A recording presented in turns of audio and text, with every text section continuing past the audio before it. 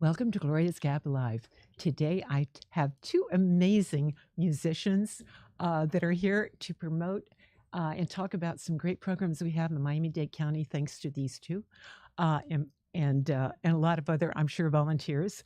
I have Alan Valladares, and Alan is a guitarist, educator, arts advocate. You've been everything, right? Yes. And Zach is like I didn't know this before, but you're a three-time Grammy winner.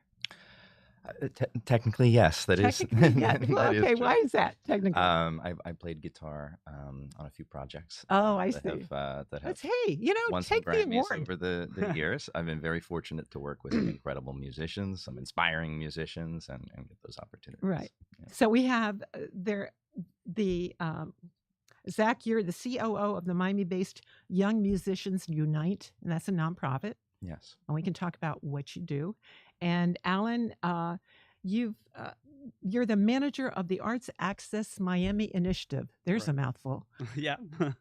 And so, where should we start? Okay, let's start with Alan. Okay, talk about what What I your do? group is doing. Yeah, what you're Excellent. doing. Yeah. So first, I want you to understand that Arts Access is like a department from Young Musicians Unite. Mhm. It's an alliance of organizations, and in my role, I basically serve as a liaison between every member of the initiative. So I Right. chat with principals, teachers, executive leaders, program directors, and my job is to basically keep everybody aligned and informed.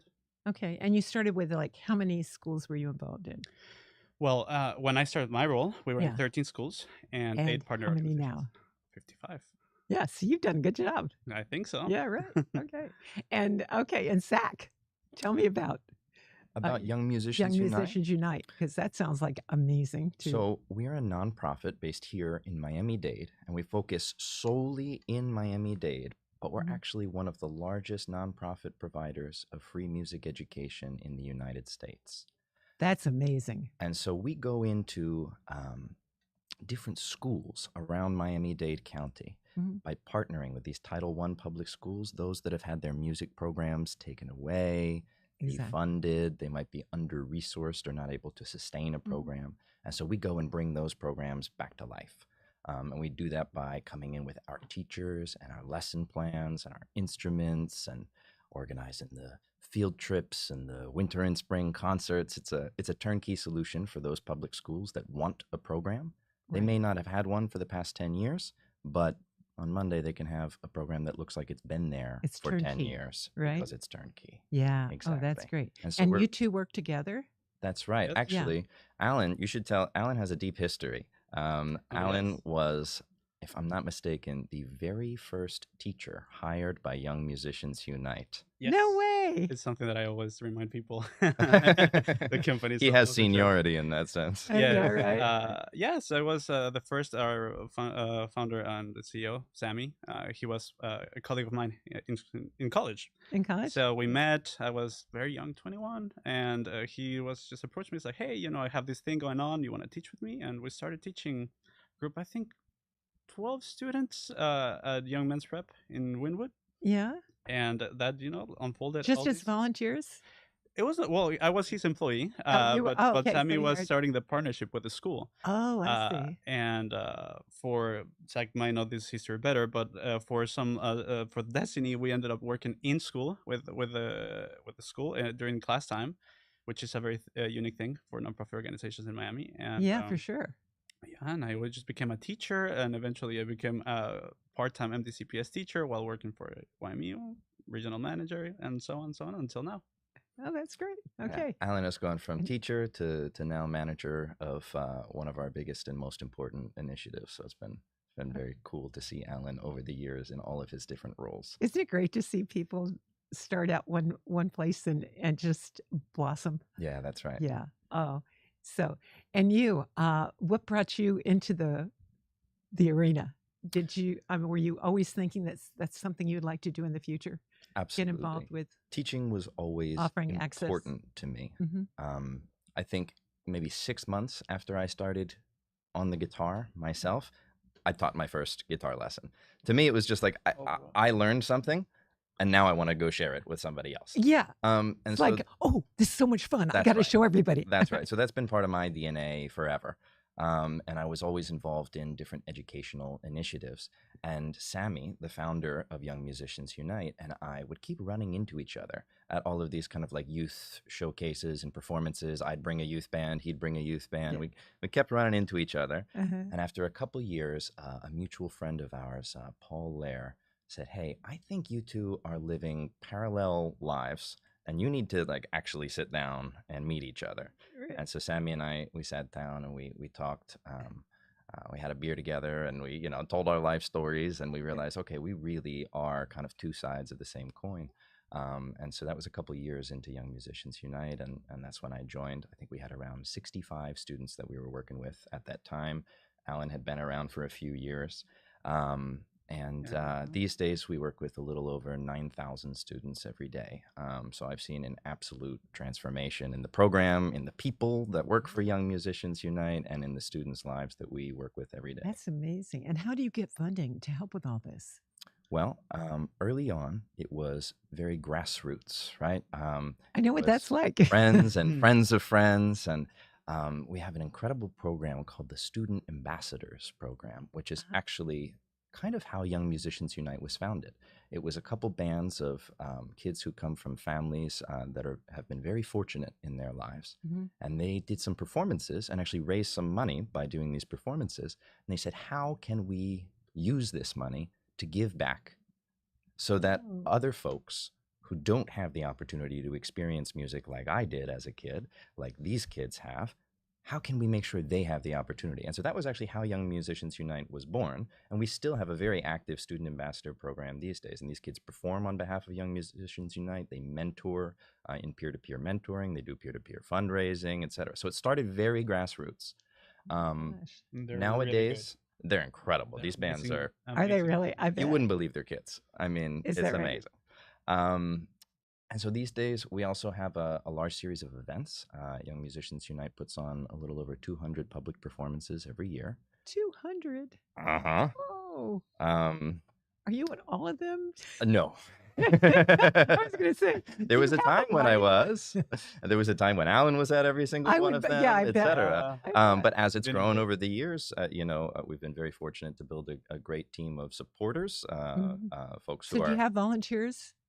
We do work staff? with some volunteers, although I would say we work with mainly staff because when you have 6 shows a year, you can work with some volunteers. But when you have 200 shows a year, it's harder. When you have 3 schools you're working in, it might be possible to coordinate a volunteer or two to come in. When you're working in 61 schools like we are, there has to be a certain level of, how would you say, regularity or commitment. Absolutely. They have to be held accountable. That's right. That's right. You can't hold volunteers necessarily accountable. You can't fire them. It's a different type of relationship. Let's put it that way. It's hard to fire them. Yes. That is true. Yeah, right. Okay, so fire me. Yes. But no, to us, it's really important as well that our students are working with the highest caliber instruction. Yeah, that's true. Our programs department has done an incredible job of building out the training and ongoing professional development that all of our teachers go through. And so it really is a deep relationship that we make with our teachers and that our teachers make with our students.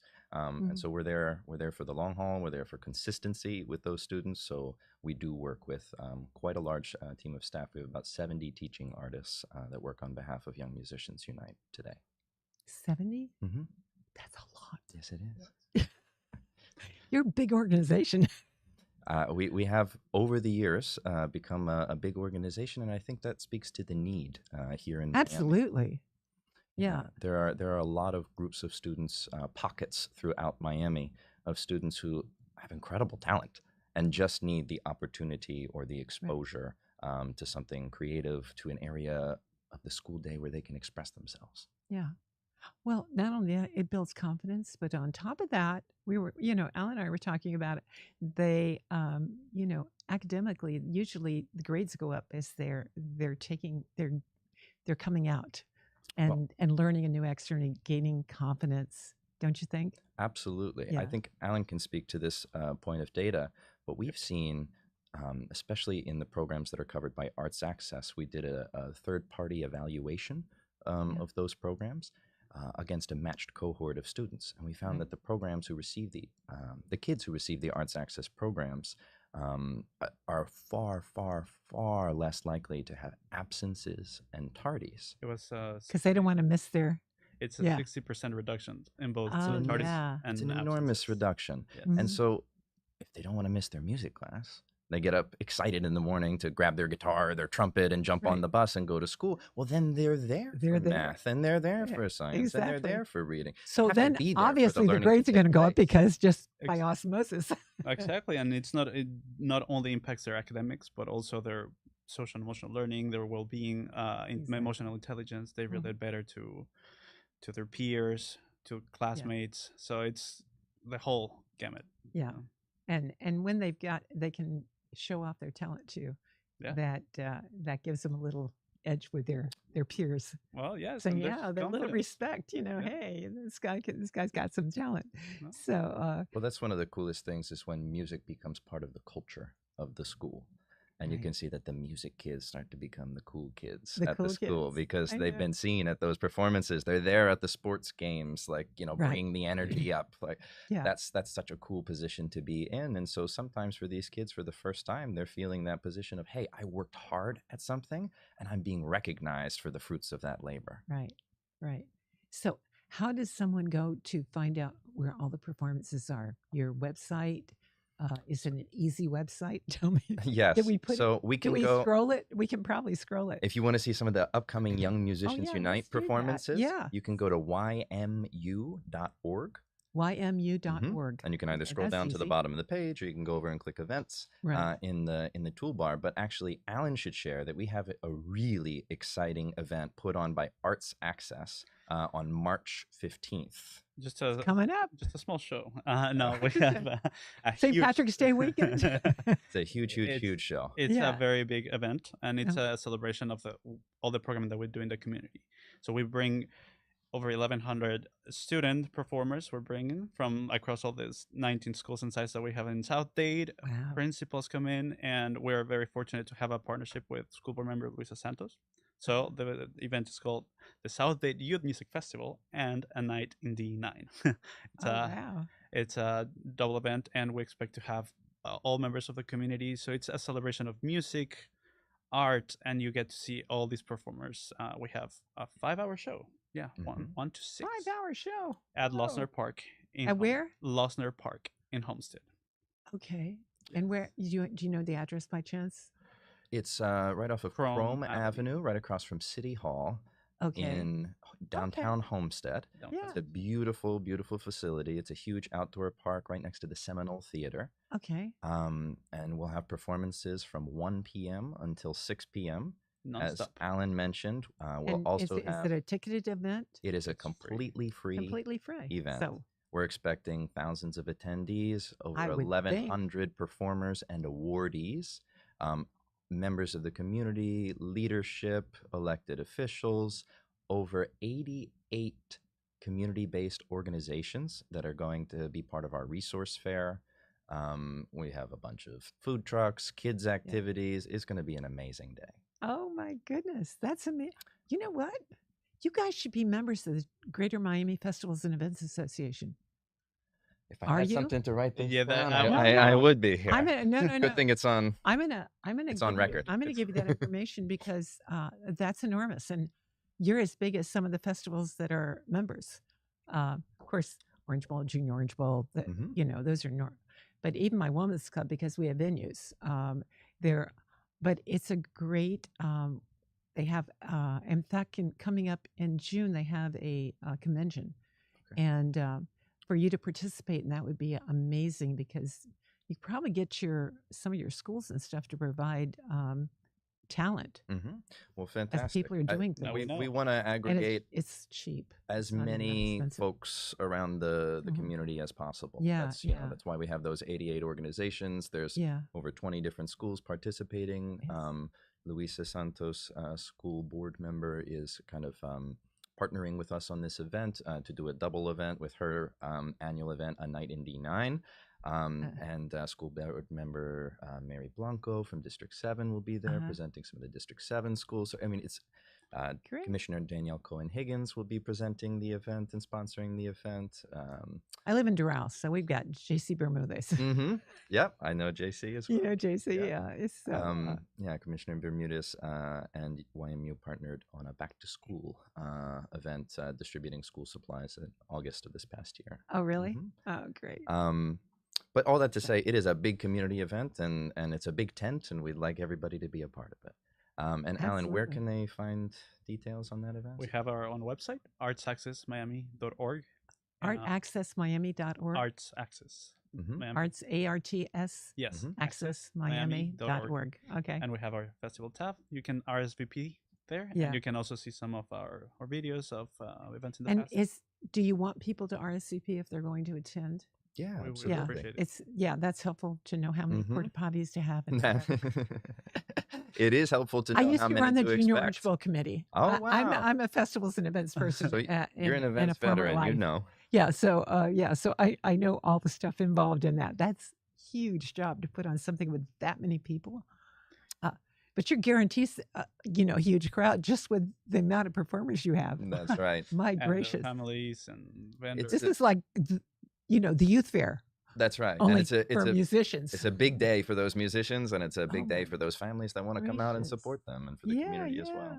Oh my gosh, Absolutely. that's really exciting though. So do we have some pictures, or did we already use them of the ones that we did? Of some of your former events. Do we use all those video. pictures, Alex? Okay, yeah. So let's get some background from you though, because you're UM. Yes. Okay, graduated from UM. Yes. Okay, and where did you get your training? Actually, the same. The same Mhm. Yeah, just he's jazz. He's me jazz. classical. Yeah. Yes, and never the two shall meet. But They're just very. but you're a distinct. classical guitarist. Yes. They're Okay, just very you're distinct. jazz, And I come from a jazz guitar background. yeah. So with what Shelley Berg? Shelley Berg is the dean Yeah, of yeah, Frost School of exactly. Music over there. I remember when they Absolutely. hired him. Mm-hmm. Yeah. And Whit Seidner was the head of the jazz department when I was there, and then John DeVersa is now the head of the jazz department. Oh yeah. Incredible trumpet player.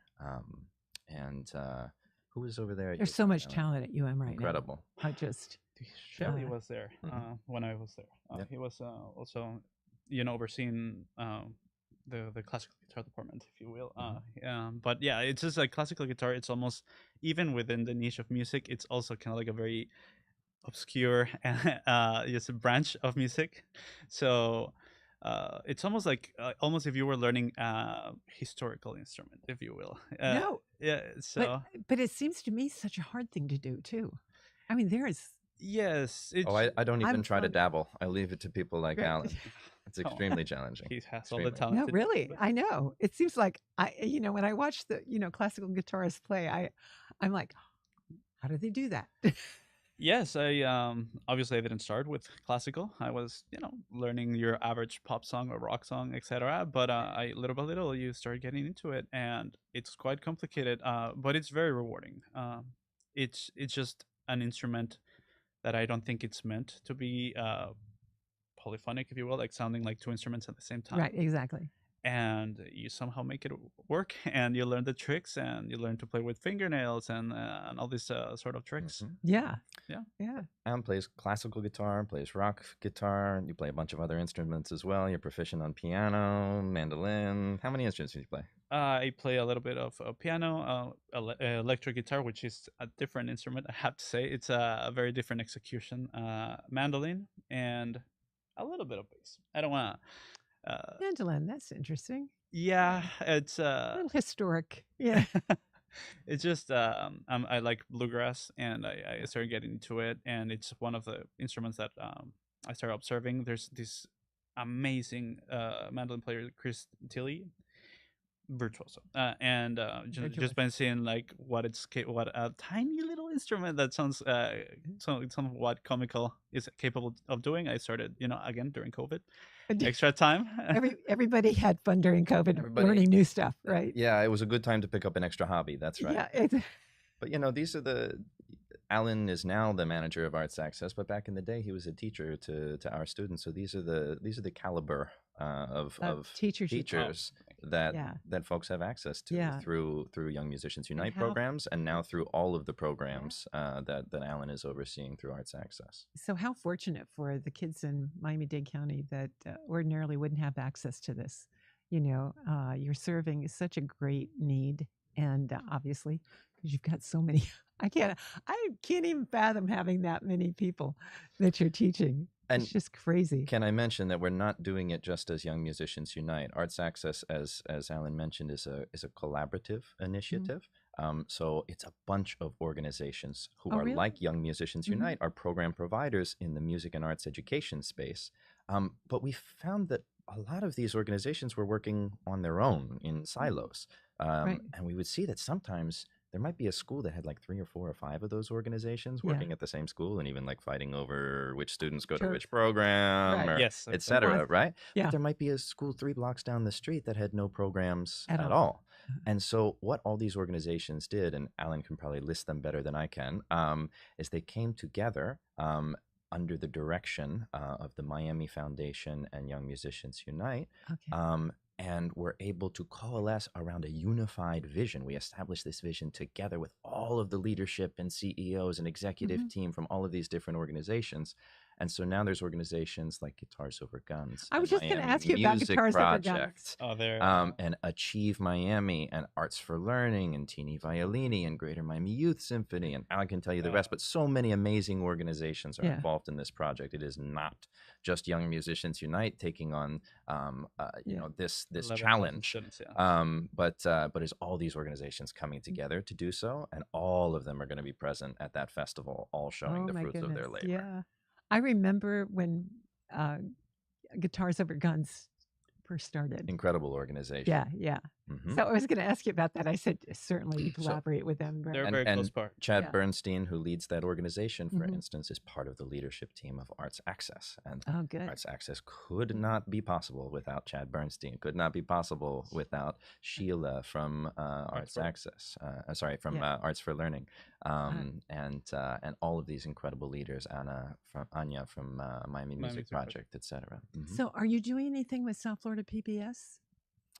We did 2 years ago. We did a virtual reality experience as a field trip that was like a virtual field trip that was co-produced with South Florida PBS. Yeah. We took one of our ensembles, the Jazz Collective, and Really? we filmed them and recorded them playing a song, Right. a couple songs actually, at one of our favorite venues, the Miami Beach Band Shell, with our partners, the Rhythm Foundation, over there.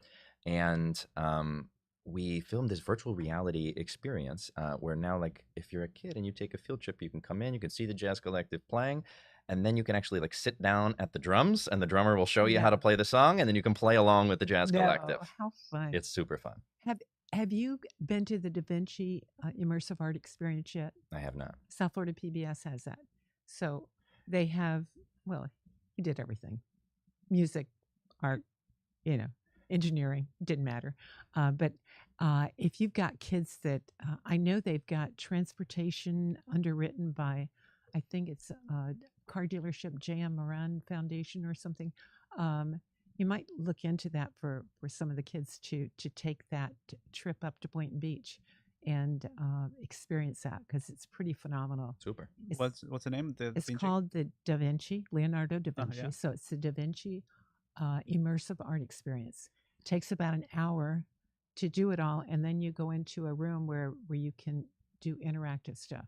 They've got a keyboard, and they can teach you how polyphonic, how that kind of play one song, and then you've got another keyboard that plays another one, and and how it plays comes that. together. Okay. Yeah, and then drawing and a lot of different things. But Leonardo actually talks to you during the experience, and they have these huge walls of that move, and it's so good. The people go back again and again because you can't see it all the first time. It's just too much going on at one time, and you're, if you're ADD, you're going, what?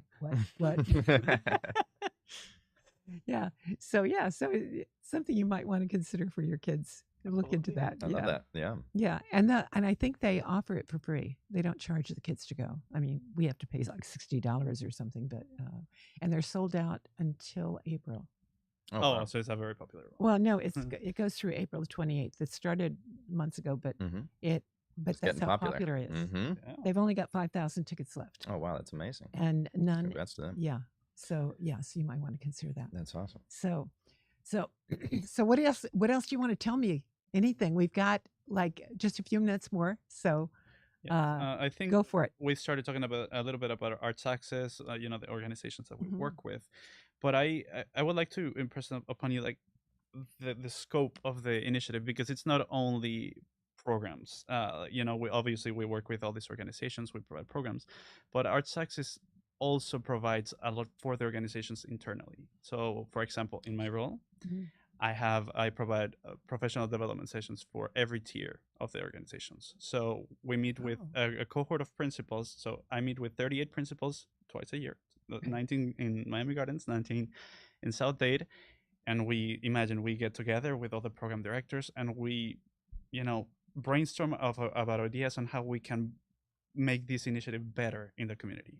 Right. And then we meet with the program directors, and then I invite people from the community. It could be from New World Symphony, from the Art Center, and they provide them with a different point of view of how the job of a program director at a larger organization is done.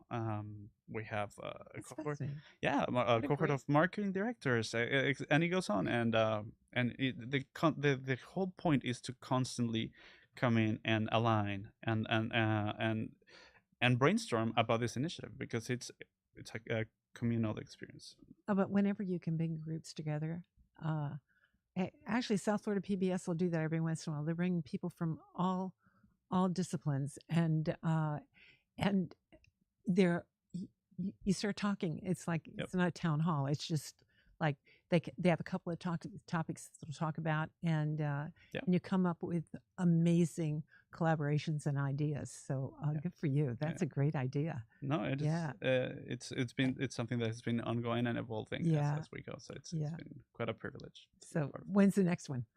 Actually, this coming up? Thursday. Oh, is it really? Yeah. Oh my goodness. We are getting together with all the marketing directors. We're having somebody from the Make-A-Wish Foundation join us. Oh, and good. He's going to teach us all about different marketing strategies and SEO and all these type of things for 2 hours. Oh, wow. Yes. That's such a great benefit, Yes. isn't it? Yeah. Yes. And And how nice of them to share their time to do that. absolutely. Yeah. And it's also great to get to brainstorm with all these members from other organizations and their experience. So you start seeing how they start talking to each other and pivot ideas to create new things. So I used to love that. Yeah, I still do. I'm involved in a lot of different boards of directors. Yeah. So how about you? Well, Last words. final words. Final words. We've got 2 minutes left. Sure. So I'll do two things. I'll give one final shout out to all of the organizations that are involved in Arts Access in making this happen, and to all the people who are involved in helping put on the South Dade Youth Music Festival and A Night in D9. Luisa Santos, Commissioner Higgins, Jennifer Bailey from the City of Homestead, Councilwoman Jennifer Bailey, and MDCPS, et cetera. I mean, they're all of the organizations that Alan's working with, the 88 organizations as part of the resource fair. I mean, it's going to be an incredible group of people coming together to celebrate the work of these incredible students. And so I would say a big thank you to them. And I would just encourage anyone who's listening, who loves music, or anyone who has a family or has kids who wants to spend a great family day out on Saturday, to come by on March 15th and check out the details on artsaccess.org. That's awesome. Artsaccessmiami.org. Oh, Yeah. Access. there you go. Artsaccessmiami.org. That's right. Okay. And the other one is You can also find Young Musicians Unite at Exactly. ymu.org. ymu.org. That one's shorter. That's easy. Yes. Yeah. Easier to remember. So we're going to send you all a link. So I expect that you will share that with everyone, so that they can in turn share it with other people on their social media platforms, and help you make make it a festival that's like huge. Fantastic. It's already going to be huge. I don't even think you need to promote this one. But Really, really. but it appreciate sounds like a great time. Yeah. And yeah, Gloria, I thank know you so much for having us today I and am sharing this time and your knowledge and your resources and your platform with us today. but I'm just overwhelmed by what you all are doing, and I appreciate it so much. And thank you for coming. I know you guys are super busy, it. so No, we really I don't appreciate even know how you you having us. carved out time to come here today, but I appreciate it. We're very happy to be Thank here. you so So, much. and again, thank you to our sponsors, South Florida PBS, for supporting this program every week. If you're not a member, you should be. You get a magazine every month, and lots of good stuff going on. And you should talk about collaborating more with them, because they are, they can give you even greater access to stuff.